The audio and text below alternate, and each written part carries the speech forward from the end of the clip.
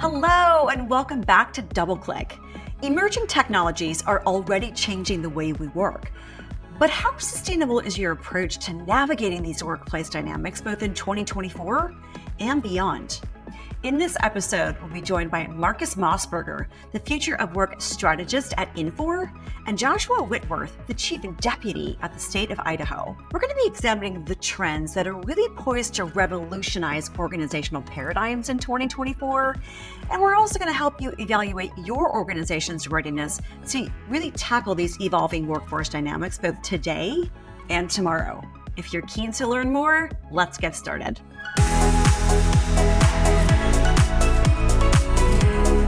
I'd love to kick off with a short intro from both of you for those tuning in today. Can you share a little bit about who you are and your current roles? So I am the Chief Deputy for the State Controller of Idaho, which essentially means I'm one of the leaders in the state of Idaho, and I've been primarily in charge of our modernization of our state and our back office systems, and actually how we look at business process across the state for the last few years. And in my spare time, I actually am a rancher by birth and by trade, so you never get out of it as a family, and I grew up ranching, and I still run cattle today on the side. So I take my vacations and my time off and go up to the ranch and work cattle. So my name is Marcus Mossberger, and I actually have the coolest job at Infor. I am the Future of Work Strategist, which means I think all the time about the future of work. I dream about it, I plan for it. I'm a former HR guy, and I recently moved to Nashville. So I'm not a rancher, but I'm learning to be a cowboy. I bought some boots. I haven't bought the hat yet, but really enjoying getting to know the new city that I live in. Thanks, guys. That was fantastic. Let's get started. I really want to dive in here into the topic of emerging work-based trends. And what I'm particularly interested in is discussing those that you think have the greatest potential for disruption in business. Marcus, I'm going to come to you first. Can you walk us through some of the key dynamics that organizations are facing today? The reality is that the pandemic really changed a lot for us. There's an organizational psychologist by the name of Kurt Lewin, and he talks about freezing and unfreezing. And the pandemic unfroze a lot of our social norms and mores that we're accustomed to. And I think now we have an opportunity to refreeze new contemporary norms in a new world, a world of generative AI, a world of new technologies, a world of new generations. I think one of the biggest things we're seeing is the desire for workforce well-being.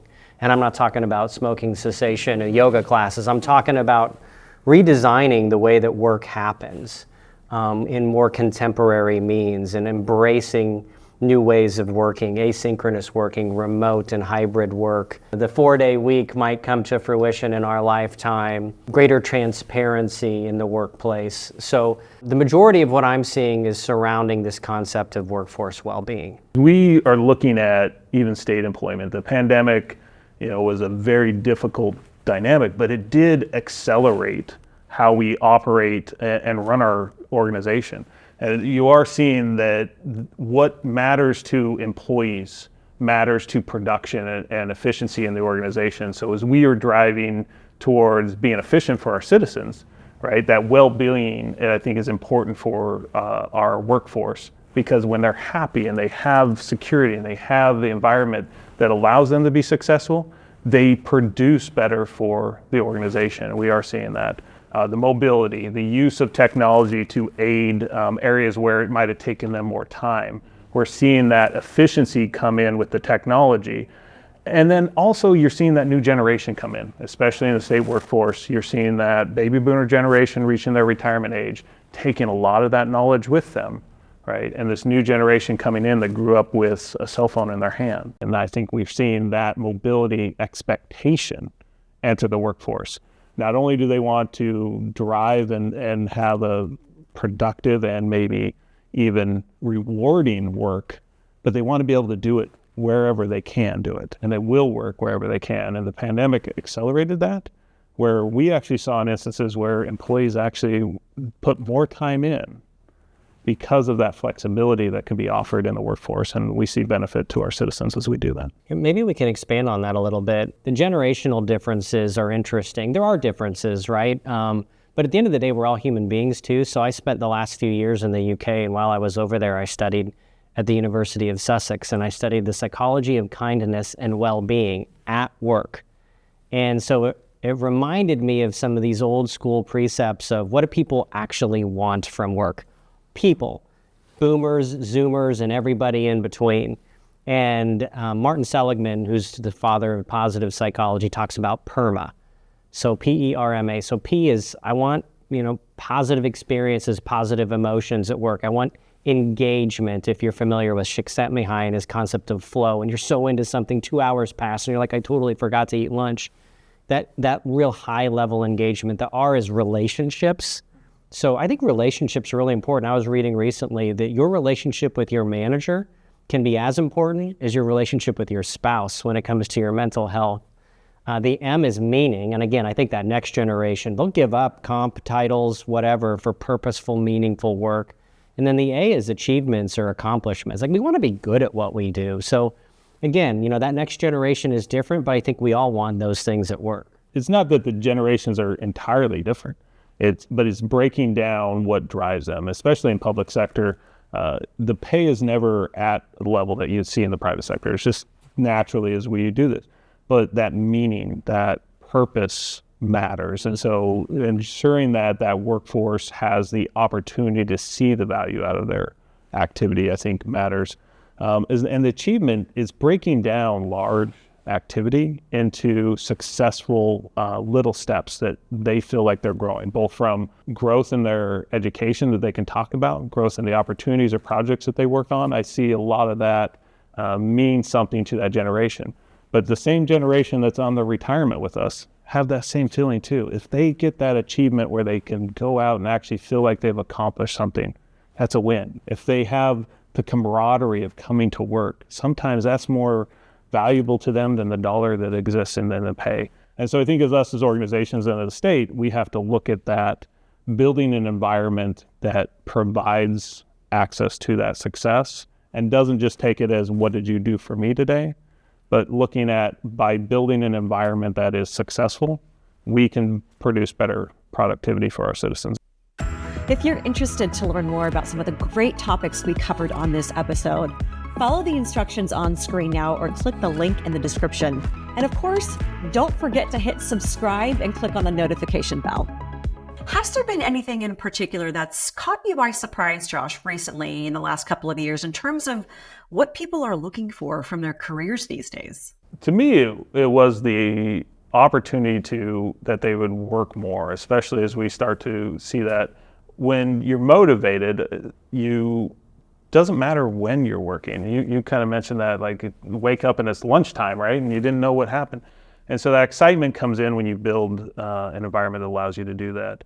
I think that's one area that I saw that surprised me. It's driven by that activity. The other side of it is, now that you have so much mobility in the workforce, it's the loss of that team dynamic.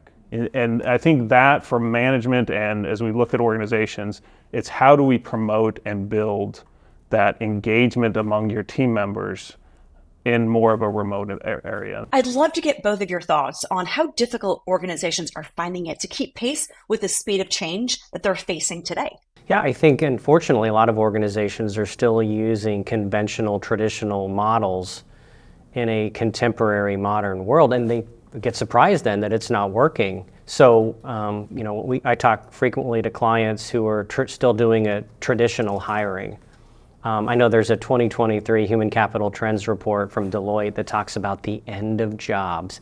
And it's not talking about the end of us having jobs. It's saying maybe we shouldn't be hiring people for a position that's likely to change or even go away in 6 months. Maybe we should be hiring people based on their transferable skills that will be allow them to be successful in a wide variety of roles. I think of the public sector, Josh, and I think you have such diversity of jobs. And the next generation is not going to change jobs multiple times. They're going to change careers multiple times. They could do that inside of your organization and never leave. So I think internal mobility is a big one. We spent the last 10 years trying to recruit people. We're going to spend the next 10 years trying to retain them. To round out the discussion, I wonder if you could both comment on the consequences of inactions here for leaders today. I think First of all, they're going to have a hard time recruiting that next generation. I've got good news for you, Josh. I just read an article like the other day, and it said the next generation, millennials, are starting to get interested in public sector work. I don't know if you saw that. I can't remember where it was, but it was talking about they kind of like this idea of having some stability and having, some security and consistency in what to expect from an employer. But I think at the end of the day, the labor shortages that we're all experiencing, we're going to have to find a way to put our best foot forward, and employees will vote with their feet and say, hey, if you don't provide me with what I need, with what I expect, you're going to have a hard time attracting and retaining them. Yeah, I would agree with you. That mission focus we're seeing draw people in, but it's not in the traditional sense where you work this job and you get promoted to the next level up and you get promoted to the level above that. That is not where employees are at. The next generation, it is where it's, hey, I got this opportunity to be on this project. I got this opportunity to actually influence the strategy on this, or I could get my input into this area. That's their motivation, whether they're a quagga mussel engineer expert, right, for our Department of Environmental Quality, or they're a business analyst for our Department of Administration. They're still looking for that opportunity to grow their knowledge and experience and have influence on something. And I do see that growing a lot. If we don't act, and we're seeing this, our ability to recruit just plummets. And to your point of walking away with their feet, we will spend all of our time investing in a new employee with knowledge, which takes a while to build up that knowledge in a state organization. And then they leave. We lose that investment, which is not good for the citizens and what we are doing. So being able to keep them in the organization is a priority. And I think investing in the opportunity of skills that are related to how they can advance not just in one linear path, but across the organization is only going to help us do more. And the only way to do that is through helping those entities see what they're successful at, which is a little bit what I've seen you guys talk heavily about, is analyzing the employee not just to where they might think they want to be, but where's their skill set at today? What are their interests? What drives them? And building a profile of where they want to go. One of the things we're really excited about with the state of Idaho is having the platform and a learning and development portion as a core across all of our employees. It gives us that opportunity to build a path for every employee. The world we live in now, it used to be a career ladder. And a ladder goes up and down, that's it. Now it's a career lattice. And you can go sideways and you can go down, you can go adjacent, you can go all over the place. And I think that's the opportunity that next generation expects. I think we're all constantly moving. Nobody's static, but it's not always up and to the right.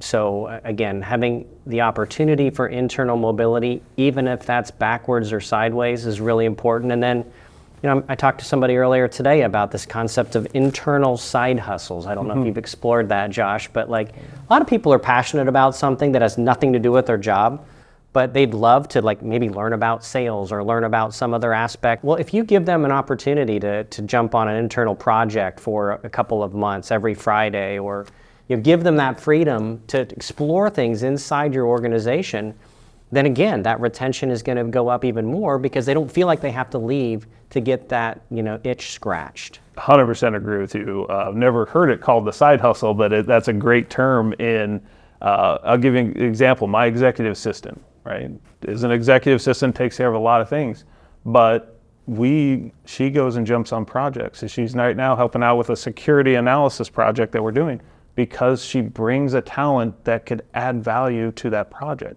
So it's not looking at what your position is anymore, but it's looking at what you can bring to the team that's moving something forward. And anybody can do that. And I think as we're seeing that across at least our organization, it gives people excitement to participate in something and the security to know that they have a position someplace else. So that side hustle or that opportunity that they have to bring knowledge, it also brings that diversification of activity that you wouldn't have saw out of that employee if you only evaluated them for the position that they're doing. And that, to me, opens up how we develop employees in the future as well. And that's a wrap for our discussion today. Thanks so much, guys, for your great contributions. And thanks to you for tuning into this great chapter of Double Click. Until next time.